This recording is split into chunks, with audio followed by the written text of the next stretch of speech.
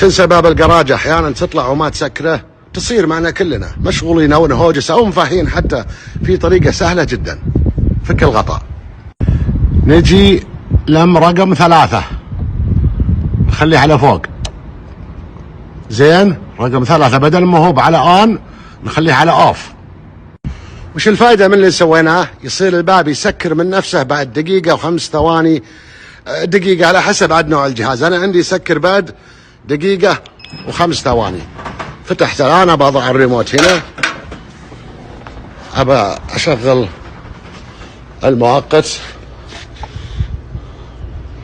اذا انفتح بالكامل طبعا. يلا ابرجع لكم بعد شوي. يلا قربنا، المفروض دقيقة 5 ثواني يصك من نفسه. وهذا الريموت ترى على السلم.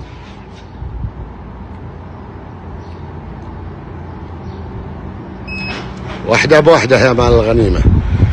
خلاص لا تشيل هم انك تفاهي احيانا. بعد اعتماد الطريقة هذه سوي لك بروفة واحسب بعد كم ثانية عندك بيسكر. غالبا بيكون من 40 ثانية الى دقيقة و10 ثواني، فالحدود حسب جهازك. البعض بيتساءل بيقول طيب لو سكرتها انا بنفسي ورحت وش بصير بعد دقيقة 5 ثواني؟ يمكن يفتح. طيب لا، ما راح يصير شيء، ما دام مسكر بيستمر مسكر.